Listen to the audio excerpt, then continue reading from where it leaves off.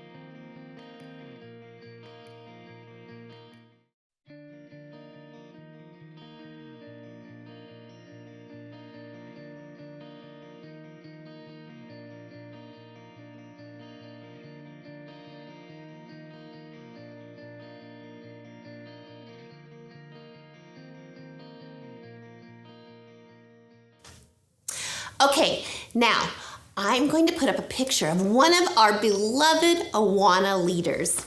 I will give you a minute with your small groups to list everything you know about this leader. Ready? Go.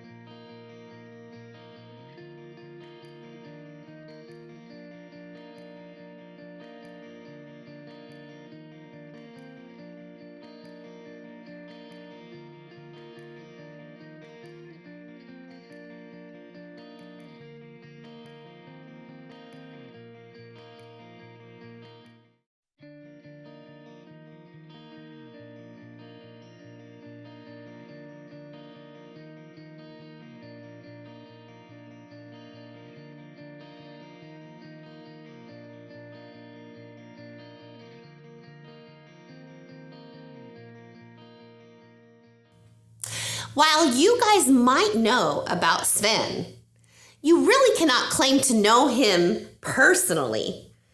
He isn't a close friend or your neighbor. I mean, if he was real, you could get to know him by spending time with him or reading about him, or maybe even by writing letters back and forth to him, if he could write. Many of you do know Hannah.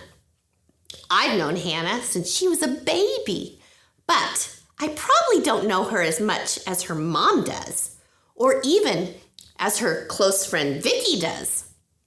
I would have to spend more time with her and have some deep talks to know all of what those kind of things would be. How can you get to know a new kid in your class at school?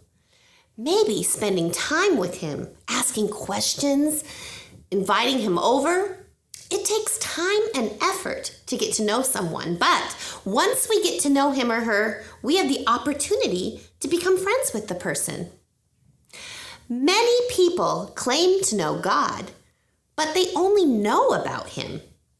We can only really get to know God and become really close to him by spending time with him, reading or listening to his personal word to us, the Bible. Psalm 19, 7-10 says, "The law of the Lord is perfect, reviving the soul. The testimony of the Lord is sure, making wise the simple. The precepts of the Lord are right, rejoicing the heart. The commandment of the Lord is pure, enlightening the eyes. The fear of the Lord is clean, enduring forever. The rules of the Lord are true and righteous altogether. More to be desired are they than gold, even than much fine gold." God's word is to be desired more than gold. At your tables in front of you is a bar of gold. When I say go, open your golden treasure and find the hidden verse about God. Leaders, once your kids have unwrapped their golden treasures, have them pass the hidden verses about God to you if they can't read. I will give you 5 minutes to read through these treasures from God's Word, the Bible, and have your leaders make a list of all the things you've learned about God together to share with our larger group. Ready? Unwrap.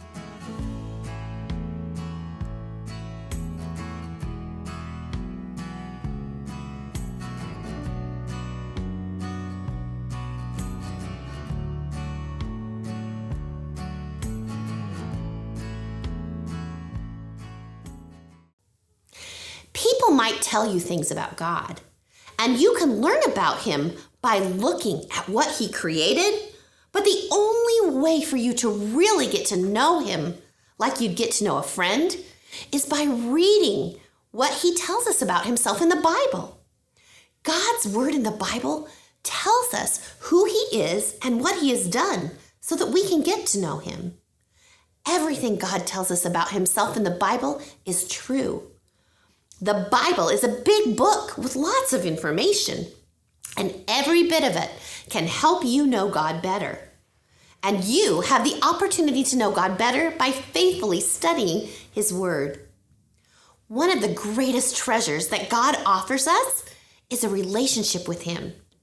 John 20:37 says, "These are written so that you may believe that Jesus is the Christ, the Son of God, and that by believing you may have life in his name." Believing means to put our trust in God's words were written to tell us who he is and that what his son has done for us and how we can have a relationship with God through believing in his son Jesus.